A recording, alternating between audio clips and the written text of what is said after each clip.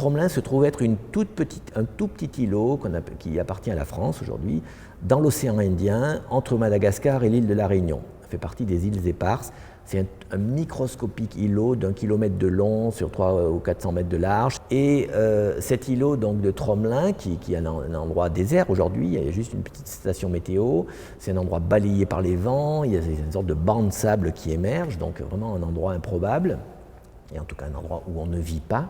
Eh bien, il se trouve qu'en 1761, un bateau qui faisait du commerce entre Madagascar et la Réunion transportait de manière clandestine des esclaves malgaches qui avaient été capturés dans les montagnes de Madagascar, mais c'était vraiment un trafic illicite. À ce moment-là, on était à l'époque de l'esclavage, mais par contre, cette cargaison était illicite, non déclarée, et ce bateau, dans la navigation de l'époque, s'est échoué sur l'îlot de Tromelin.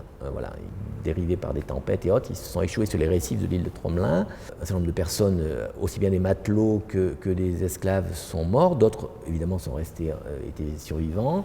Les Blancs, avec le reste du bateau, ont construit un radeau sur lequel tout le monde ne pouvait pas monter. Et puis par ailleurs, je pense qu'ils n'avaient pas envie de s'embarquer sur ce radeau avec des esclaves. Et en gros, ils sont partis en disant « bougez pas, on viendra vous chercher ». Et en fait, ils ont rallié l'île de la Réunion et puis ils sont rentrés en France. Et puis voilà, et puis plus personne s'est intéressé à ces esclaves. Et donc, qui ont été livrés à leur sort. Donc plusieurs dizaines de personnes qui se sont trouvées complètement isolées sur cette île et qui ont survécu en fait 15 ou 16 ans. Combien de personnes ? C'est plusieurs dizaines, j'ai plus le chiffre en tête, mais par contre au moment où 15 ou 16 ans plus tard un bateau a pu les recueillir, il restait que quelques femmes et un bébé. Alors on ne connaîtra jamais les détails de ce qui s'est passé, puisqu'il n'y a pas eu... Mais ce qui est tragique donc, et qui est fou, c'est que, et en même temps ça montre la capacité de l'homme à s'adapter à des environnements incroyables, donc c'est des gens qui n'avaient jamais vu la mer, ils venaient des montagnes malgaches. Il faut imaginer un peu, en plus, le choc psychologique pour ces gens-là, de se retrouver en prison véritablement sur un caillou au milieu de l'océan. Ils ont réussi à survivre parce qu'il y a la mer, il y a des poissons, des tortues, voilà, ils ont réussi à survivre. Ils ont réussi à construire des demeures avec, voilà, tant bien que mal, en construisant pour s'abriter aussi des cyclones, des tempêtes et autres. Il n'y avait personne avant eux. Ah non, mais c'est un endroit invivable. Enfin, je veux dire, on ne peut rien y faire. Il n'y a rien à cultiver, c'est que du sable. Il n'y avait même pas un arbre ni quoi que ce soit. Et donc, ils ont vécu là. Ils ont construit ces maisons. Ils ont récupéré le peu qu'ils pouvaient récupérer du bateau, des bouts de fer, de ceci, de cela, pour se faire quelques outils, pour chasser, pour travailler, etc.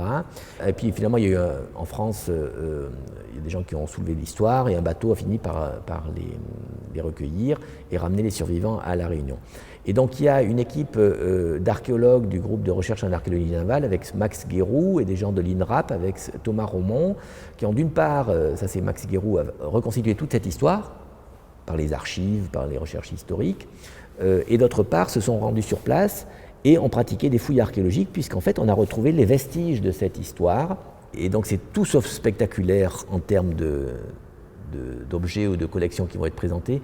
Mais je trouve que c'est une histoire invraisemblable et là elle rentre en résonance avec l'article de la Déclaration des droits de l'homme, nul ne sera réduit en esclavage et condamnant l'esclavage sous toutes ses formes.